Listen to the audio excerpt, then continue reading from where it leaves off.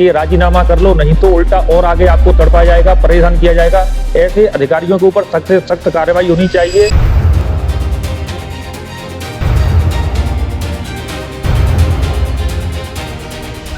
कुल्हाड़ी से इन्हों को काटो और इनके घर वालों को सबको काट के डालो। अरे भ्रष्टाचार का मामला है, दाम लिए हैं उन्होंने, थाने में लिए है, चौकी में भी लिए है और डॉक्टर ने भी लिए है। उसका भांजा जो वकील है वो कोई भी, हम कहीं भी जाते हैं वो पैसे दे करके वहाँ से सबके इसको दाव देता है।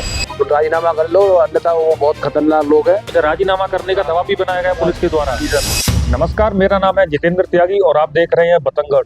दोस्तों, उत्तर प्रदेश में योगी आदित्यनाथ जी मुख्यमंत्री हैं और कहते हैं कि उत्तर प्रदेश में जो भी गुंडे हैं, माफिया हैं, उनके ऊपर कार्रवाई होगी और किसी को बख्शा नहीं जाएगा। लेकिन ये घटना उसी उत्तर प्रदेश की है जहां न्याय की गुहार लगाते लगाते जिनके चोट आई है वो लगातार अपने 3 महीने से मदद की गुहार लगा रहे हैं, न्याय की गुहार लगा रहे हैं। लगातार कमिश्नर ऑफिस, कभी डीसीपी ऑफिस, कभी थाने में जाते हैं, लेकिन अभी तक इनको कोई न्याय नहीं मिला है।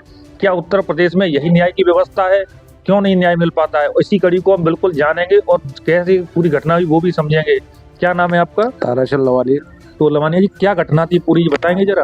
घटना ये थी, मेरा जब वहाँ पे हम खड़े थे, उन्होंने पहले गाली दी हमसे। गाली देने के बाद हमने उनसे मना किया तो उन्होंने किया कहा कि कुल्हाड़ी से इन्हों को काटो और इनके घर वालों को सबको काट के डालो।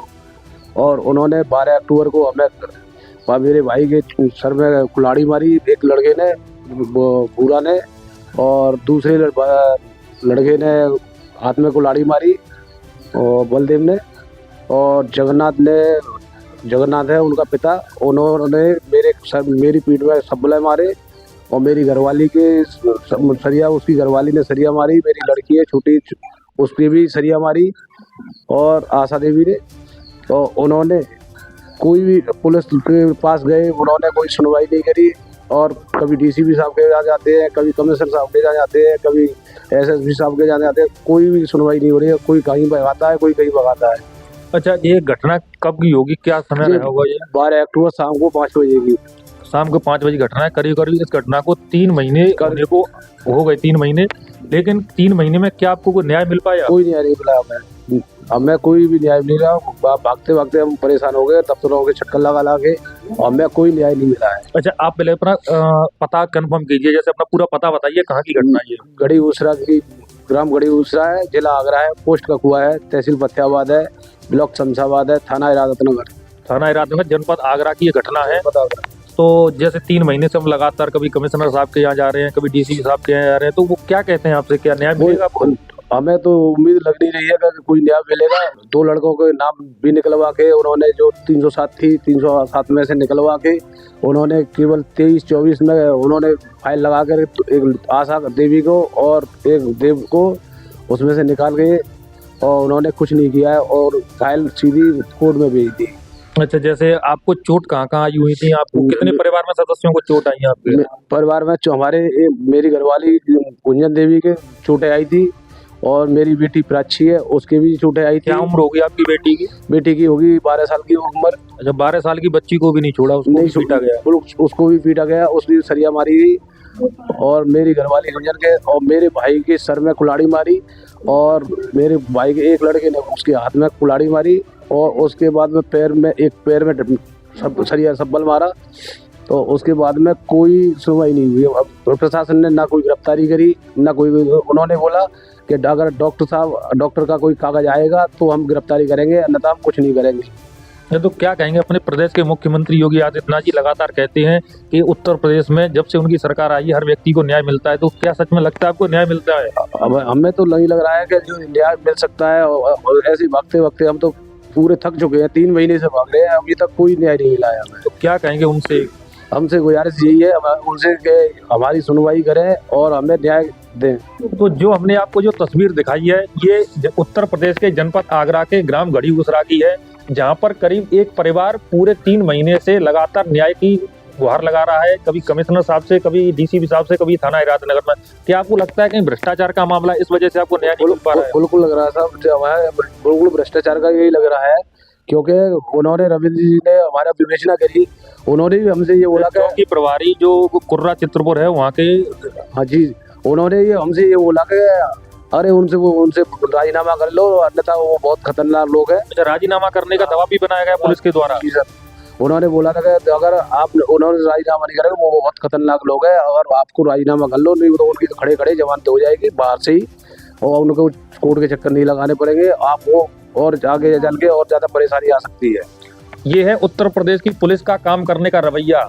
जहां पीड़ित परिवार अपने न्याय के लिए भाग रहा था, वहीं चौकी प्रभारी रविंद्र कुमार उल्टा उसी पीड़ित परिवार के ऊपर दबाव बना रहे थे कि आप राजीनामा कर लो, बहुत खतरनाक लोग हैं, नहीं तो आगे और भी घटना कर सकेगा। दबाव बिल्कुल उन्होंने भी धमकी दी, अभी अगर राजीनामा कर लो, अगर आपने राजीनामा किया तो उसके बाद में अभी तो काट के डाला है, अगर अगली बार चाहेंगे तो पूरे परिवार को ही खत्म कर देंगे।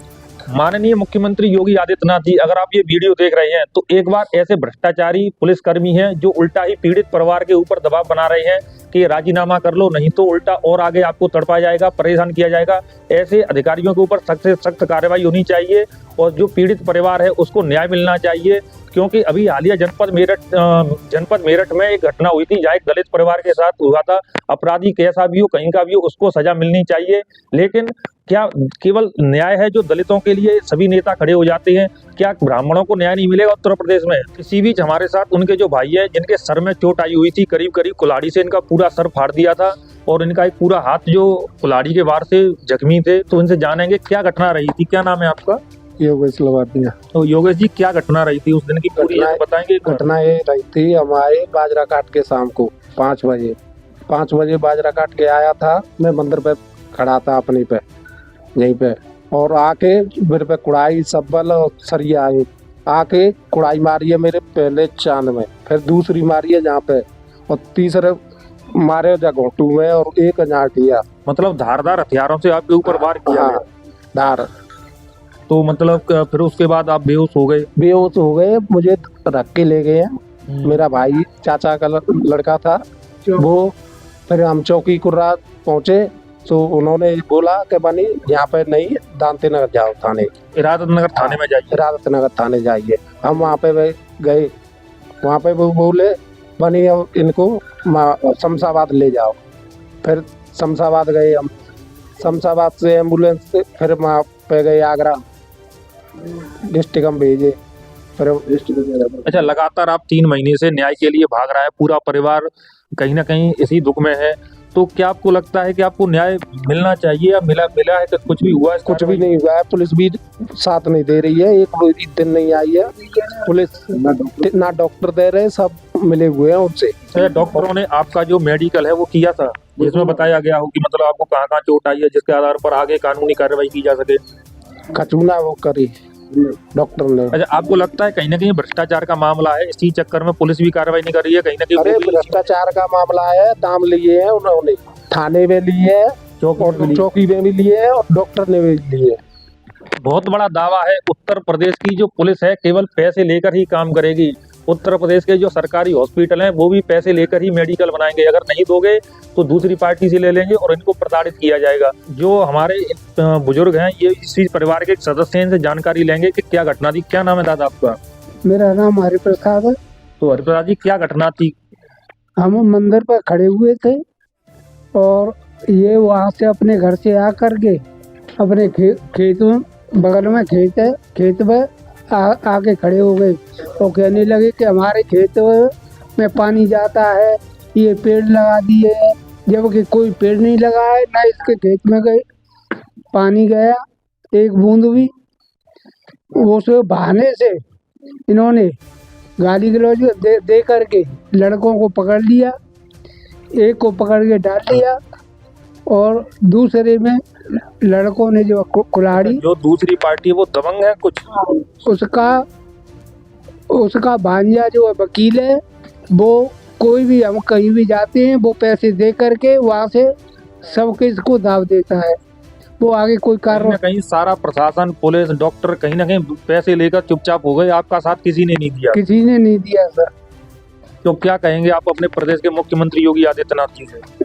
योगी आदित्यनाथ से यही कहेंगे कि आप इस बात का दावा करते थे कि मैं उत्तर प्रदेश में किसी गलत काम को नहीं होने दूंगा और ऐसे अन्याय किया जा रहा है, परंतु न तो पुलिस प्रशासन कुछ कर रहा है, न डॉक्टर लोग जो SN और डॉक्टर हैं वो मेडिकल सही नहीं कर रहे हैं, पैसे लेकर के असली को नकली बना रहे हैं।